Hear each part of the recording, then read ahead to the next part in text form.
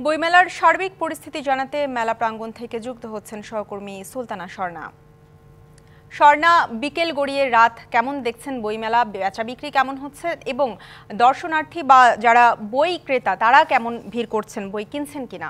ঈশিতা, বই মেলাতে কিন্তু আমরা বিভিন্ন চিন্তা, চেতনা, ভাবনা সমাগম দেখতে পাই। প্রতিটি বইয়ের পাতায় কিন্তু ভিন্ন ভিন্ন ধরনের, ভিন্ন রকমের, ভিন্ন মলাটে কিন্তু ভিন্ন ভিন্ন গল্প থাকে এবং সেই সকল গল্পের মধ্যেই কিন্তু আমরা মুক্ত চেতনার বিভিন্ন বইও কিন্তু দেখতে পাই।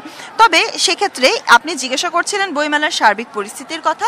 সার্বিক পরিস্থিতি যদি বলি, প্রতিদিনের মতো আমরা বিকেল পর্যন্ত কিন্তু সার্বিক পরিস্থিতি স্বাভাবিকই দেখেছি, অর্থাৎ প্রচুর পরিমাণে দর্শনার্থী এসেছেন, প্রচুর পরিমাণে পাঠকের সমাগম হয়েছে, তবে প্রচুর হকারও আমরা লক্ষ্য করতে পেরেছি। এবং তার পাশাপাশি যদি যুক্ত করতে চাই বিশেষভাবে, একটি বইকে আসলে মুক্ত চেতনার, মুক্ত ভাবনার একটি বইকে কেন্দ্র করে একটি স্টলের ওপরে কিন্তু আজ আমরা চড়াও হতে দেখেছি জনতাকে। এবং তার পাশাপাশি যদি যুক্ত করি, যারা সেই স্টলের উপর চড়াও হয়েছেন বা সেই প্রকাশকের উপর চড়াও হয়েছেন, পরবর্তীতে কিন্তু আমরা দেখেছি পুলিশ কন্ট্রোল রুম থেকে পুলিশ যে কিংবা